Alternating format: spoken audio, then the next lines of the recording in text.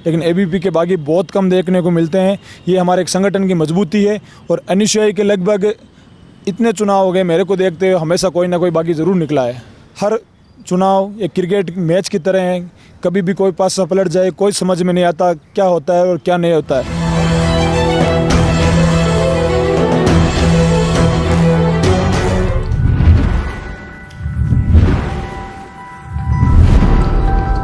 नमस्कार, मैं अमित कुमार विधायक.com में आपका स्वागत करता हूं। आज यूथ लीडरशिप प्रोग्राम के तहत हम हैं राजस्थान विश्वविद्यालय के अंदर, जहां पर चुनावी रण चल रहा है। आज आखिरी दिन है, आचार संहिता लग चुकी है, प्रचार खत्म हो चुके हैं और आज हमारे साथ हैं अरविंद जाजड़ा, जो महासचिव पद के लिए दावेदारी कर रहे हैं। सबसे पहले तो हमारे यूथ लीडरशिप प्रोग्राम में आपका स्वागत है। बहुत बहुत स्वागत है आपका, धन्यवाद सर। अरविंद जी, नागौर शहर से निकलकर राजस्थान यूनिवर्सिटी तक आपको किस किस ने योगदान दिया? मैं सबसे पहले तो मेरे गुरुजी महावीर जी हुड्डा, जो इम्पल्स स्कूल अभी जो संचालित कर रहे हैं, आदर्श पब्लिक स्कूल, और पूर्व शारदा बाल स्कूल विद्या भारती द्वारा संचालित, उनका सबसे बड़ा योगदान रहा। मेरा गांव नागौर में सिणोद गांव है, मैं छोटा सा गांव है, उसमें हमारा छोटा सा मकान है, उस मकान से आया हूं और ग्रामीण परिवेश से हूं। जब मैं विश्वविद्यालय में आया, ग्रामीण परिवेश के छात्राओं से बातचीत की। मैं यहाँ छात्रावासों में रहकर राजस्थान विश्वविद्यालय जाट छात्रावास, गोखले, विवेकानंद, सभी छात्रावासों में मैं रहा हुआ हूँ और यूनिवर्सिटी की बाबा हॉस्टल, इन सभी हॉस्टलों, बाबा, जैसी बोस, अम्बेडकर, इन छात्रावासों में मैंने रहकर यहाँ पढ़ाई की। मैंने बीए किया, फिर एलएलबी की, फिर एलएलएम, और अब राजस्थान विश्वविद्यालय का महासचिव पद के लिए चुनाव लड़ रहा हूँ। मैं 2015 में एलबीएस कॉलेज से चुनाव लड़ रहा था। बाद में नॉमिनेशन बढ़ने के बाद चुनाव कैंसिल हो गया। फिर 2018 में चुनाव का ट्राई किया, मेरा पर्चा वापस कैंसिल हो गया। 19 में चुनाव लड़ा, 3 वोट से रह गया। फिर वापस तैयारी शुरू की। 2019 में कोविड आ गया, 2 साल फिर चुनाव नहीं हुए और इस साल वापस अब निरंतर 2014 से मैं छात्रों हितों के लिए काम कर रहा हूँ। एक ग्रामीण तबके का दूर से छात्र आता है, तब ऐसे उसके काम को नहीं होते हुए देखकर एक मन में एक जिज्ञासा पैदा हुई कि उन छात्रों के अपने जो शरीर दिया है भगवान ने, इस ऊपर वाले ने जो शरीर दिया है, हर तरीके से आम इंसान और छात्रों के लिए काम आए। केवल छात्र हितों की बात नहीं, गांव दूर दराज सब अस्पताल में भी ज़रूरत पड़ती है, ब्लड की भी, हर तरीके से तैयार रहते हैं सब। आपका पर्चा लगातार खारिज होता जा रहा है, जैसा आप बता रहे हैं। अब की बार भी आपका पर्चा लगभग खारिज था। बिल्कुल सर, राजस्थान विश्वविद्यालय प्रशासन और सरकार के दबाव में आकर मेरा पर्चा खारिज किया गया। मैंने माननीय न्यायालय के हाईकोर्ट के आदेश लेकर आया था, लेकिन फिर भी विश्वविद्यालय प्रशासन नहीं माना। मैं लगातार, और अखिल भारतीय विद्यार्थी परिषद का मैं बहुत बहुत आभारी हूँ, जिन्होंने मेरे अखिल भारतीय परिषद ने मेरे को टिकट देकर महासचिव प्रत्याशी चुना और वहाँ पर्चा खारिज होने के बाद मेरे साथ रहे और उन्होंने मेरे ये संगठन वालों ने मेरी जीत दिलाई है साहब, जो पर्चा एक्सेप्ट किया। ये बहुत लंबी लड़ाई ही। राजस्थान विश्वविद्यालय के सभी छात्रावासों के लड़कों को मैं बहुत बहुत आभारी रहूँगा, जो मेरा पर्चा खारिज वापसी लेने तक वहाँ रुके रहे।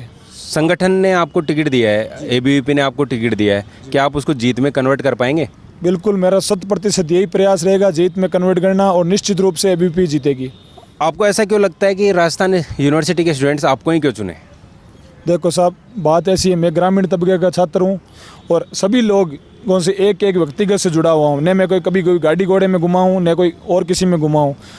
कई छात्र नेता ऐसे हैं जो बड़ी बड़ी फॉर्चुनरों में आते हैं और केवल हाथ हिला के चले जाते हैं। आम छात्रों के साथ बरोबर बैठा हूँ, उनके साथ काम किया हूँ, उनके साथ हर तरीके का संघर्ष किया है। इसीलिए निश्चित रूप से मुझे ही चुनेंगे और अखिल भारतीय विद्यार्थी परिषद को चुनेंगे। 4 साल से लगातार निर्दलीय उम्मीदवार भी जीत रहे हैं अध्यक्ष पद के लिए, कहीं उलटफेर तो नहीं हो जाएगा? हर चुनाव एक क्रिकेट मैच की तरह है, कभी भी कोई पासा पलट जाए, कोई समझ में नहीं आता क्या होता है और क्या नहीं होता है।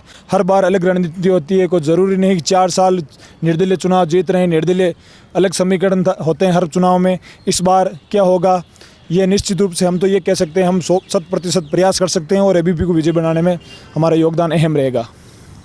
आपके एबीवीपी से कोई बागी नहीं है अब की बार, एनएसयूआई से सारे बागी हैं, इसके बारे में क्या कहेंगे? आज तक के इतिहास में मुश्किल से कभी कभार कोई एबीवीपी का बागी हो जाता है, लेकिन एबीवीपी के बागी बहुत कम देखने को मिलते हैं।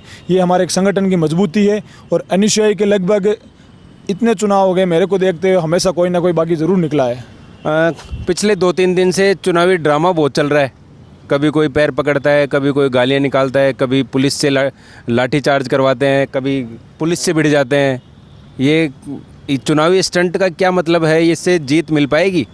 देखो सर, हर आपके एबीवीपी के नरेंद्र यादव जो अध्यक्ष पद के लिए दावेदारी कर रहे हैं, उनके भी चोटें आई थी, उनके भी साथियों पर लाठीचार्ज हुआ था, उसके बारे में क्या कहेंगे?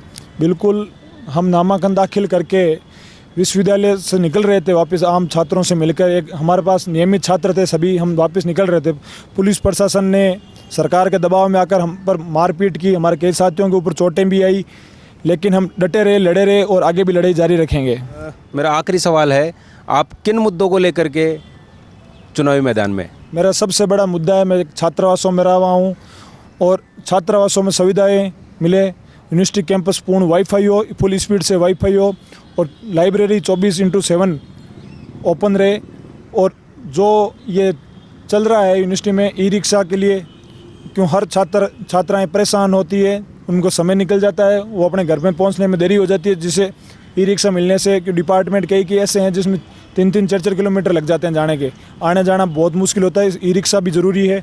जैसे महिला छात्रावास में महिलाओं को सेफ्टी को लेके साहसी योजना अखिल भारतीय विद्यार्थी परिषद में सेल्फ डिफेंस के लिए और सैनिटरी पैड के लिए वहाँ एक बैंक बनाया जाएगा, जिसमें सारी उनके सैनिटरी पैड की व्यवस्थाएं होगी और मेडिकल सेफ्टी के हिसाब से मेडिकल की सुविधाएं जो संपूर्ण रूप से की जा सकती है वो भी होगी।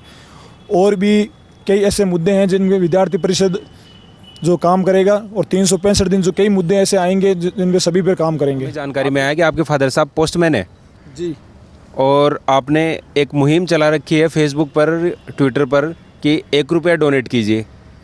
यूनिवर्सिटी में लगभग 30,000 स्टूडेंट हैं। अगर 30,000 लोग स्टूडेंट्स ने आपको डोनेट भी कर दिया तो केवल 30,000 हुआ। चुनावी खर्चा आज पर डे का लगभग 30,000 के आसपास है। आजकल खर्चे बहुत ज़्यादा हो रहे हैं चुनाव में, गाड़ियाँ घूम रही हैं, बवंडर फैल रहा है, चारों तरफ रैलियाँ निकल रही हैं। इस खर्चे को कैसे मैनेज करेंगे 30,000 में? देखो सर, खर्चा यूनिवर्सिटी चुनाव ने लिंग दो कमेटी ने फैसला कर रखा 5,000 रुपये का। मेरा यही है कि 5,000 रुपये में चुनाव लड़ा जाए और मेरे वो 25,000 रुपये जो अगर डोनेट आता है तो वो बच जाए। और जो जिससे मैं आम छात्र की सहायता के लिए जो पढ़ने में लायक नहीं, उसके लिए जो संसाधन जो उपलब्ध करवाने हैं, स्टेशनरी। और मैं माना कि मैं आम डाकिया का लड़का हूँ, लेकिन ये चीज़ मैं स्पष्ट कर देना चाहता हूँ कि कोई डाकिया वाला होने से कोई चुनाव में कोई दिक्कत नहीं है। इस चीज़ में कोई पूंजीवादी वही नहीं होता जो चुनाव पैसों के दम पे जीतता है, चुनाव लड़ता है। यही है, सभी भाई मेरे साथ हैं और मैं आपसे अपील करता हूं कि मत एवं समर्थन देकर विजय बनाएं। चुनावी रण का आखिरी दिन है, प्रचार खत्म हो चुके हैं। हमारे साथ थे अरविंद जाजड़ा जो महासचिव पद के लिए दावेदारी कर रहे हैं अखिल भारतीय विद्यार्थी परिषद से। ऐसे ही वीडियोस देखने के लिए हमारे साथ बने रहिए। अगर आपको हमारा चैनल पसंद आता है तो लाइक, शेयर और सब्सक्राइब जरूर करें। बहुत बहुत धन्यवाद।